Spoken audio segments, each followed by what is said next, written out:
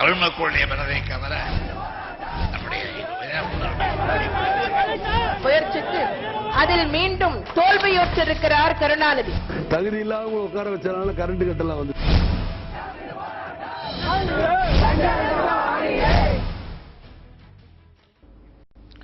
வணக்கம் நேயர்களே, சத்தியம் சாத்தியம் நிகழ்ச்சியின் மூலமாக மீண்டும் உங்களை சந்திப்பதில் மிக்க மகிழ்ச்சி. நான் செந்தில். டெசோ மாநாடு, தமிழ் ஈழ ஆதரவாளர்கள் அமைப்பு சார்பாக சென்னையில் நடைபெற இருக்கின்ற டெசோ மாநாடு குறித்து தொடர்ந்து பல்வேறு சர்ச்சைகள் வந்த வண்ணம் உள்ளன. குறிப்பாக திமுக தலைவர் கருணாநிதி அவர்கள் நேற்று வெளியிட்டுள்ள ஒரு அறிக்கையில் டெசோ மாநாட்டில் தனி தமிழ் ஈழத்தை வலியுறுத்தப் போவதில்லை என்று சொல்லிய பிறகு தமிழ் தேசியவாதிகள் மத்தியிலிருந்து அவருக்கு மிக கடுமையான எதிர்ப்பு கிளம்பியிருக்கிறது. அதிலும் குறிப்பாக காங்கிரஸ் கட்சியினுடைய நிர்பந்தத்தால் தான், வலியுறுத்தலால் தான், அவர்கள் நிர்பந்தித்த காரணத்தினால்தான் திமுக தலைவர் இது போன்ற ஒரு முடிவை எடுத்திருக்கின்றார் என்று இன்னொரு புறம் விமர்சனங்கள் வந்து கொண்டிருக்கின்றன.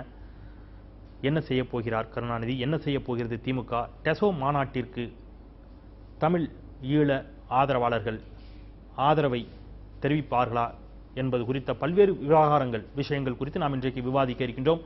நமது அரங்கத்திற்கு மதிமுகவினுடைய கொள்கை பரப்பு செயலாளர் நாஞ்சில் சம்பத் அவர்களும், திராவிட முன்னேற்ற கழகத்தினுடைய தலைமை கழக பேச்சாளரும் வழக்கறிஞருமான தமிழன் பிரசன்னா அவர்களும், காங்கிரஸ் கட்சியினுடைய மூத்த தலைவர்களில் ஒருவரான கோபண்ணாவும் வந்திருக்கின்றார்கள்.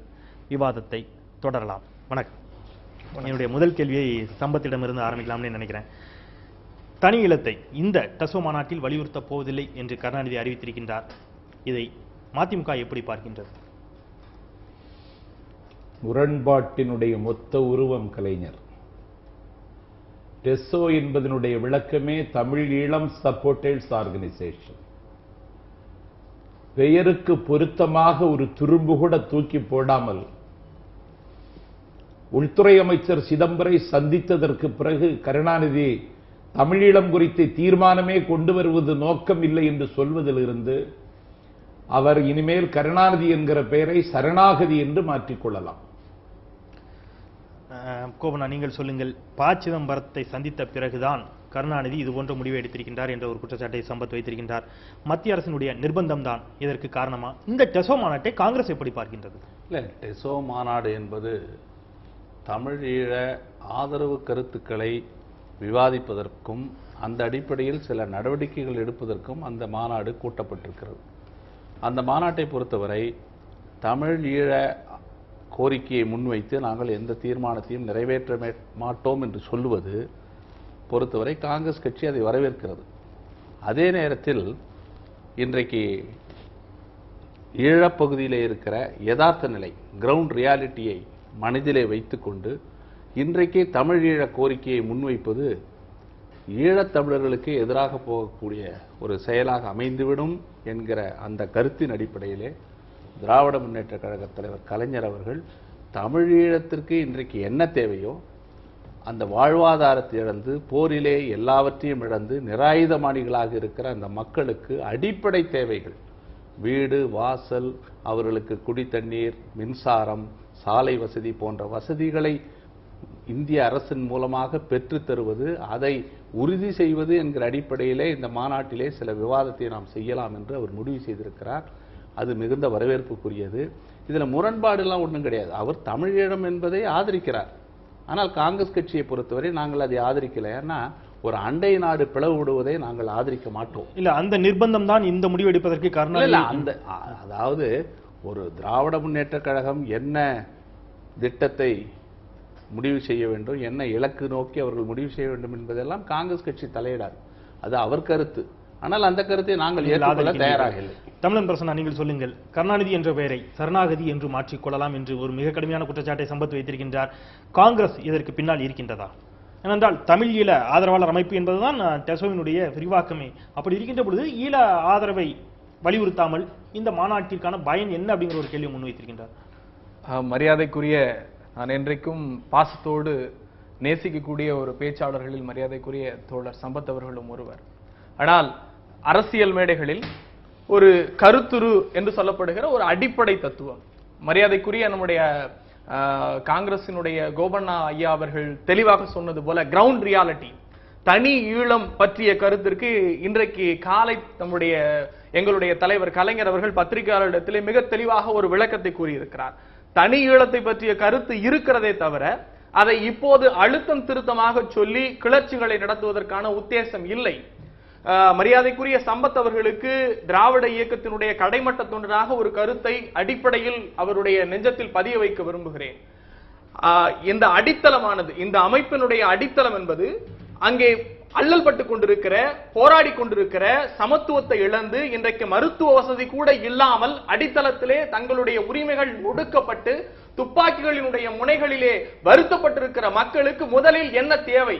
அடிப்படை உரிமைகள் தேவை. அங்கே இருக்கிற மக்களுக்கான வாழ்வாதாரங்கள், இருப்பிடம், உணவு, உடை இவற்றை கொண்டு வருவதற்கு உலக அளவில் ஒரு பிளாட்ஃபார்ம், ஒரு மாநாட்டை ஏற்படுத்த வேண்டும். உலக அளவில், இந்திய அளவில் இருக்கிற தலைவர்களை அந்த மாநாட்டில் கொண்டு வந்து பேச சொல்ல வேண்டும். அதன் மூலம் ஒரு கருத்துரு உருவாகி, ஒரு கருத்தொற்றுமை உருவாகி, இந்தியா இன்றைக்கு கொட்டி கொடுக்கிற $1000 மில்லியன் நடக்கிற அந்த பணிகளை மேலும் துரிதப்படுத்தி அங்கு இருக்கிற மக்களினுடைய அடிப்படை தேவைகளை நிறைவு செய்ய வேண்டும். அதன் பிறகு நாம் தனிஈழத்தை பற்றி பேசலாம். இதுதான் தலைவர் கலைஞர் தெளிவாக இப்பொழுது அதை பற்றி தனி ஈழத்தை பற்றி பேசுவதால் ஒரு மிகப்பெரிய கிளர்ச்சி ஏற்படுவதற்கான வாய்ப்பு இருக்கின்றது. அது மேலும் அங்கே அல்லல்பட்டுக் கொண்டிருக்கக்கூடிய அப்பாவி தமிழர்களை அது படுகொலியில் தள்ளிவிடும் என்பதால் தான் நாங்கள் ஈழத்தை பற்றி பேசவில்லை அப்படிங்கிறதா இப்போ ஒரு வாதத்தை வச்சிருக்கோம். விடுதலை புலிகள் இயக்கத்தின் மீதான தடையை மீண்டும் மத்திய சர்க்கார் உறுதி செய்திருக்கிறது. விடுதலை புலிகள் இயக்கத்தின் மீதான தடையை குறித்து என்ன சொல்லுகிறீர்கள் என்று கேட்ட பொழுது நான் கருத்து சொல்ல முடியாது என்கிறார் கலைஞர். விடுதலை புலிகள் இயக்கமே முடிக்கப்பட்டு விட்டது என்று சொல்லுகிறார். நெஞ்சு சுடுகிறது. ஒவ்வொரு தமிழனும் அவமானத்தாலே தலைகுனிந்து நிற்கிறார். விடுதலை புலிகள் முடிக்கப்பட்டு விட்டார்கள் என்று சொல்வதற்கு இவர் யார்? இவருக்கு யார் அதிகாரம் கொடுத்தது? கல் புதைந்தால் கட்டிடம், விதை விழுந்தால் விருட்சம், ரத்தம் சிந்தினால் விடுதலை. ஒரு விடுதலைக்கு கொடுக்க வேண்டிய எல்லா காணிக்கையும் ஈழத் தமிழர்கள் கொடுத்திருக்கிறார்கள். அந்த விடுதலையை தள்ளி போடலாமே தவிர தவிர்க்க முடியாது. ஆகவே தமிழீழ விடுதலையிலே கல்லை தூக்கி போட்ட பாவிகள் கூட்டுச்சதி செய்கிறார்கள். இதை ஏற்கவும் முடியாது. மக்கள் இதை மன்னிக்கவும் மாட்டார்கள். கூட்டுச்சதி என்றால் யார் யாரோடு? காங்கிரசும் திமுகவும் சேர்ந்து கூட்டுச்சதி. அதாவது 1947 இலங்கை சுதந்திரம் பெற்று இவர் சொல்றாரு அண்டை மாநிலங்கள் பிளப்பதை இந்தியா விரும்பாது என்று. பாகிஸ்தானை பிளந்தது யார்? அங்க வங்காளதேசத்தை வாங்கி கொடுத்தது யார்? சொல்றேன். பாகிஸ்தானுக்கு ஒரு நியாயம், இலங்கைக்கு ஒரு நியாயமா? நியாயம் வேறு இருக்கு. அதாவது அதுக்கு அப்புறம் வரேன். 1947 இருந்து 77 வரை 80 வரை தமிழர் தந்தை செல்வா தலைமையிலே நிறைய போராட்டங்களை நடத்தினார்கள். காந்திய வழியில் அறவழி போராட்டம். அப்ப சமஷ்டி கூட்டாட்சி என்றெல்லாம் பேசினார்கள். நிறைய உரிமைகளை பெறுவதற்காக போராடினார்கள். அன்றைக்கு இருந்த இலங்கை அரசு அவர்களுக்கு அவருடைய கோரிக்கைகளை நிறைவேற்றவில்லை. அதற்கு பிறகு 1983 ஜூலை கலவரம் நடக்கிறது. அதற்கு பிறகு தமிழ் போராளி குழுக்கள் நிறைய உருவாக ஆரம்பித்து பிளாட், LTTE, டெலோ, EPRLF, ஈராஸ் போன்ற அமைப்புகள்லாம் வருகிறது. ஆயுதம் ஏந்திய போராட்டம் 1983 தொடங்குகிறது. ஆக முதல் 30 ஆண்டுகள் அறவழி போராட்டம், அடுத்த 30 ஆண்டுகள் ஆயுதம் ஏந்திய போராட்டம். இந்த ஆயுதம் ஏந்திய போராட்டத்தை கடைசியாக சக போராளி குழுக்களை எல்லாம் தன்னிடம் இருக்கிற ஆயுதத்தின் மூலமாக அழித்துவிட்டு மக்கள் செல்வாக்கை பெற்றல்ல, தேர்தலில் வெற்றி பெற்றல்ல, தேர்தலில் வெற்றி பெற்ற ஒரே இயக்கம் 1977 அங்கே இருந்த தமிழ் ஐக்கிய விடுதலை முன்னணி, டல்ஃப், அமிர்தலிங்கம் தலைமையில் இருந்த இயக்கம் அந்த வடக்கு கிழக்கு மாகாணத்திலே 18 இடங்களிலும் வெற்றி பெற்று மக்கள் ஆதரவை பெற்ற ஒரே இயக்கம் டல்ஃப். அந்த இயக்கத்தை எல்லாம் பூண்டோடு அழித்து, அமிர்தலிங்கத்தை அழித்து, யோகேஸ்வரனை அழித்து, எல்லாரையும் அழித்து விட்டு கடைசியாக LTT என்ற அமைப்பு இருந்தது. அந்த அமைப்பு 20-30 ஆண்டு காலமாக போராடி கடைசியாக லட்சக்கணக்கான தமிழர்களை பலி கொடுத்த அதற்கு மிகப்பெரிய பொறுப்பு இலங்கை அரசு ஒரு பக்கம் நாம் குற்றம் சாட்டினாலும் அதற்கு இணையான பாவத்தை செய்த அந்த படுகொலைக்கு காரணமானது எல்டிடி. இல்ல ஆக ஒரு போராட்டத்தை, ஆயுதமேந்திய போராட்டத்தை ஒரு அரசுக்கு எதிராக நடத்துகிற அதுல வந்து தீர்மானித்தது ஆயுதம் தான். இல்ல இந்த மாதிரி பேசினா நான் பேசும்போது குறிப்பிட அவருடைய கருத்தை முழுமையாக என் கருத்தை நான் சொல்லுகிறேன். அவருடைய கருத்தை நான் முழுமையாக பதிவு செய்கிறேன். அதாவது ஆயுதமேந்திய போராட்டத்தை முன்னெடுத்து செல்லுகிற எல்டிடிக்கும் ஒரு பக்கம் பயங்கரவாதத்துக்கு எதிரான போராக இலங்கை அரசும் இலங்கை ராணுவமும் அந்த போரை நடத்துகிறது. இன்றைக்கு கலைஞர் அவர்கள் மிக அழகாக சொல்லியிருக்கிறார், ஒரு நாட்டினுடைய வலிமை பொருந்திய ராணுவத்தை இன்னொரு ஆயுதமேந்திய போராளி குழு வெற்றி பெற முடியாது. அதுதான் நிதர்சனமான உண்மை. அதாவது ஆயுதத்தை கையிலே எடுத்த பிரபாகரன் ஆயுதத்தை கீழே போட தெரியவில்லை. ஒரு அமைதிக்கான பேச்சு, படுகொலை பற்றி பேசுகிறார். கடைசி மே 7ஆம் தேதி 8ஆம் தேதி இங்கே இருந்து மத்திய உள்துறை அமைச்சர் பிரபாகரன் அவர்களோடு தொடர்பு கொண்டு இந்த போரை நிறுத்திவிடுங்கள், ஏதாவது ஒரு உடன்படிக்கைக்கு வாருங்கள் என்று சொல்லி அவரை வற்புறுத்தி, இல்லை என்றால் மிகப்பெரிய மனித இழப்புக்கு ஆளாகி நேரிடும் என்று சொன்ன பிறகு பிரபாகரன் இங்கே இருக்கிற மதிமுக பொதுச் செயலாளர் வைகோவோடு தொடர்பு கொண்டிருக்கிறார். வைகோ அதற்கு சொல்லியிருக்கிறார், போரை நிறுத்தாதீர்கள், 13ஆம் தேதி இங்கே தேர்தல் முடிந்ததும் காங்கிரஸ் கட்சி ஆட்சிக்கு வராது, இங்கே பாஜக தலைமையிலான ஒரு ஆட்சி வரப்போகிறது, அன்றைக்கு நிலைமையே மாறிவிடும், அன்றைக்கு வருகிற அரசை நாம் ஈழத்துக்கு ஆதரவாக நாம் மாற்றிவிடலாம், போரை நிறுத்தாதீர்கள் என்று சொல்லி 13ஆம் தேதி வரை போரை நீட்டிக்க சொன்ன பிறகு ஏற்பட்ட இழப்புகள் தான் இன்றைக்கு நாம் அனுபவித்துக் கொண்டிருக்கிறோம். இந்த இழப்புகளுக்கு இதெல்லாம் நான் சொல்லவில்லை. நார்வே தூதுக்குழு ஒரு மதிப்பீட்டு அறிக்கையை, எவல்யூஷன் ரிப்போர்ட்டிலே இதெல்லாம் 67வது பக்கத்திலே இருக்கிறது. இல்ல, இது போன்ற காரணங்களுக்காகத்தான் எல்டிடி அமைப்பை சேர்ந்தவர்கள் அமிர்தலிங்கத்தை கொண்டார்கள், மற்ற எல்லோரையும் கொண்டார்கள். அங்கே இதனால் மட்டும்தான் தனியிலத்தை நீங்கள் ஆதரிக்கவில்லையா? இல்ல, அதாவது தமிழ் ஈழம் என்பதை நாங்கள் அண்டை நாடான ஒரு நாட்டிலே ஒரு நாடு பிரிவினைப்படுவதை நாங்கள் ஆதரிக்க மாட்டோம். அப்படி ஆதரிக்க போனால் நாளைக்கு காஷ்மீர் பிரிவினை வந்து பாகிஸ்தானை வந்து செய்கிற முயற்சிகளை நாங்கள் எதிர்த்து போராட முடியாது. இல்ல, ஏற்கனவே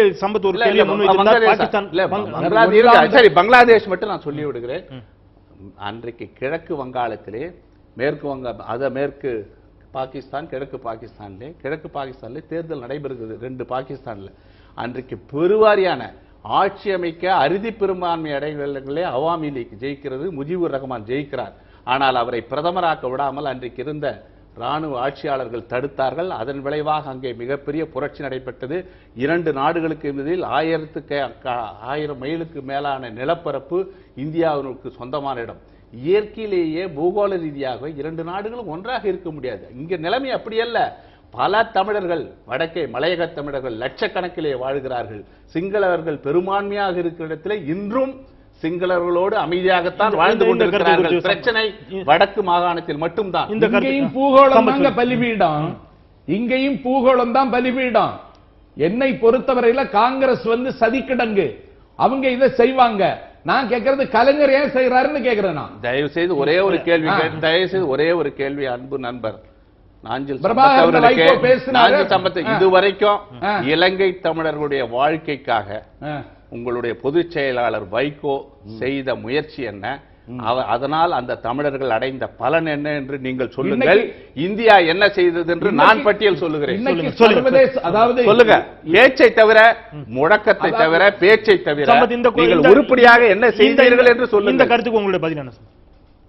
அதாவது 4வது தமிழீழ போரை முடித்தது காங்கிரஸ். இது குற்றச்சாட்டு. 1000 கோடி ரூபாயை அள்ளி கொடுத்தது காங்கிரஸ். நீங்கள் செய்தது போர் விமானங்களை கொடுத்தது காங்கிரஸ், வியூகம் வகுத்து கொடுத்தது காங்கிரஸ், இதெல்லாம் ரேடார் கொடுத்தது காங்கிரஸ், ஆதாரம் உண்டு, சேட்டலைட் கேமரா கொடுத்தது காங்கிரஸ். இந்தியாவினுடைய ராணுவ தளபதியே புத்தகத்துல பக்கமா இவர்கள் முகமுடிய கிழிச்சறிஞ்சிருக்கான். 4வது தமிழீழ போரை முடிவு கொண்டு விட்டு ஒரு கொலைகாரன் கையில் அந்த மக்களை காப்பாற்றுவதற்கு இவங்க ரூபா கொடுப்பாங்களா? நான் கேட்கிறேன், யுத்தம் முடிந்த வருஷம் 3 ஆயிடுச்சு, இன்னும் வீடு கட்டி முடிக்கலையா?